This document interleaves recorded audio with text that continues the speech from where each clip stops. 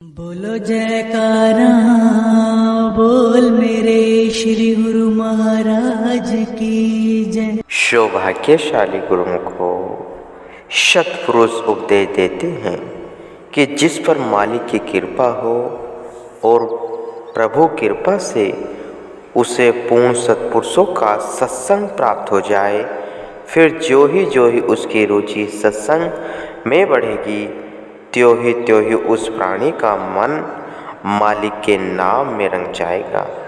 भले बुरे, संपन्न विपन्न, राजा रंग दोनों ही पक्षों तथा लोक परलोक का स्वामी मालिक ही है। जिसके नाम की सच्ची लगन तथा जिसके सच्चे प्रेम का मार्ग केवल सद्गुरु की कृपा और प्रसन्नता से ही प्राप्त होता है। भाव यह है कि संत महापुरुषों की संगति ही जीव को अपने मार्ग पर ले जाती है। संत महापुरुष तो निरपेक्ष भाव से उपदेश करते हैं। जो जीव उनके पावन वचनों पर आचरण करता है वह लाभान्वित होता है।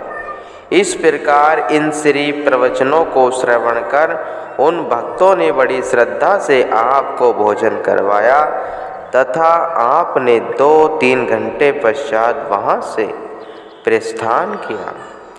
नरसिंगापुर से आपने छिंदवाड़ा की ओर कृपा की। नरसिंगापुर तथा छिंदवाड़ा के मार्ग में नर्मदा नदी बहती है। जब आपकी बस यहाँ नर्मदा नदी के किनारे पहुँची तो पुल के इस ओर काफ़ी संख्या में ट्रक तथा बसें रुकी हुई थी। इसका कारण यही था कि इस बार वर्षा ऋतु शीघ्र ही आरंभ हो गई थी तथा 2-3 दिन पहले लगातार वर्षा होती रही थी, जिससे नर्मदा में बाढ़ आ गई। अब बाढ़ का पानी तो पुल से नीचे उतर चुका था, परंतु पुल पर चिकनी मिट्टी की तह जम गई थी। पुल पर चिकनी मिट्टी होने के कारण सबको यह भय था कि कहीं मोटर फिसल न जाए। जो ही आपकी बस नर्मदा के पुल पर पहुंची तो आपने यातायात के बंद होने के कारण पूछा।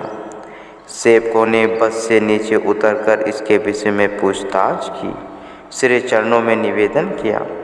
आपने सब सेवकों को आदेश दिया कि सभी मिलकर इस पुल की मिट्टी को दूर हटा दो। सेवकों ने श्री आज्ञा का पालन किया तथा बस से नीचे उतरकर पुल से मिट्टी एक ओर करने लगे।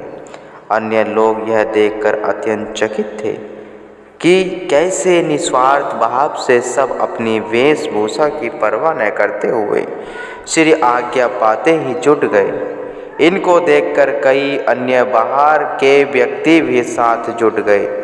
1 घंटे में पुल से मिट्टी हटाकर मार्ग को साफ कर दिया।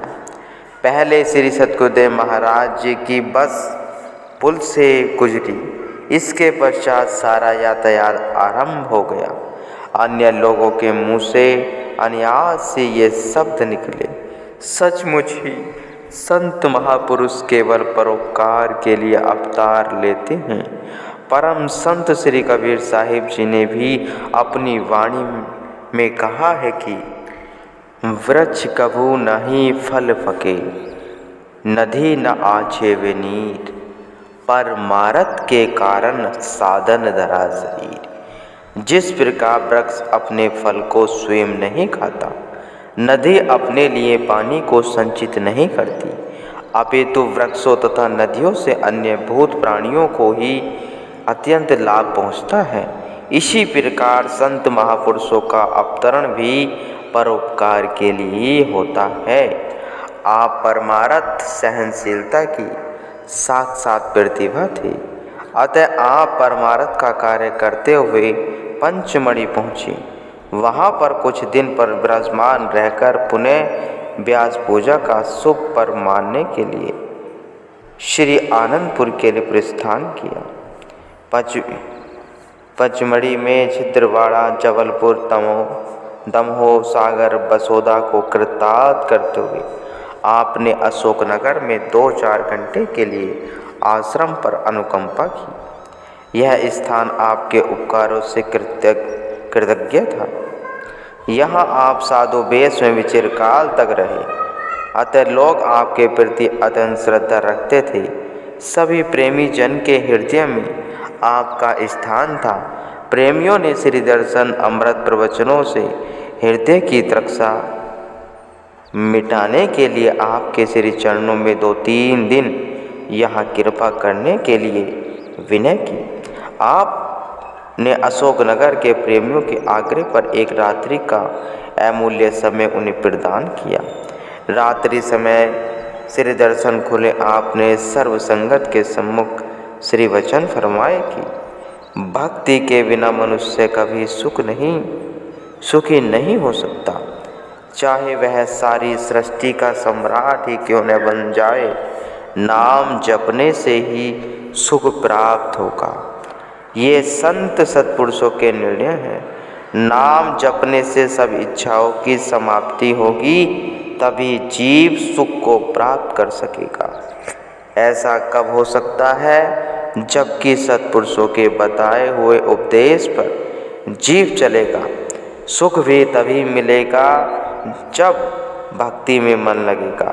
भक्ति में मन लगाने के लिए यह आवश्यक है कि मन को अन्याय संकल्प विकल्पों से खाली कर दिया जाए। फकीरों की कौल है,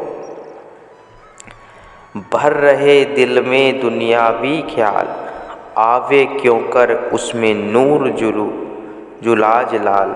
चाहिए तुझको अगर वसले सनम, दिल को खाली गैर से कर यह कलम। जब तक हृदय में सांसारिक कामनाएं भरी हुई हैं, तब तक उसमें परमात्मा का प्रकाश यानी खुदा का नूर कैसे आ सकता है। हे जिज्ञासु, यदि तुझे मालिक का प्रेम प्राप्त करने की चाह है तो अन्य सभी कामनाओं से इसके ख्याल खाली कर दे। कहीं माल मिलकियत लाल जवाहर तथा सोना चांदी के दिल में चाह है, और कहीं पिता की कहीं पुत्र की दिल में मोहब्बत है। इस प्रकार जहाँ भी सूरत का ख्याल जाता है तो मालिक के मिलाप में ये रुकावट है। सत्पुरुषों का यह भाव नहीं है कि इन पदार्थों का प्रयोग न करें, परंतु इस बात का विशेष ध्यान देना है कि संसार के विषय भोग हृदय में ठोर न पाए। अगर उन्होंने दिल में घर कर लिया तो परमात्मा के मिलने से मार्ग में बड़ी बाधा होगी। माया और भक्ति दोनों इकट्ठी नहीं रह सकती। यह दिल मालिक का मंदिर है, इष्ट देव का उपासना स्थान है।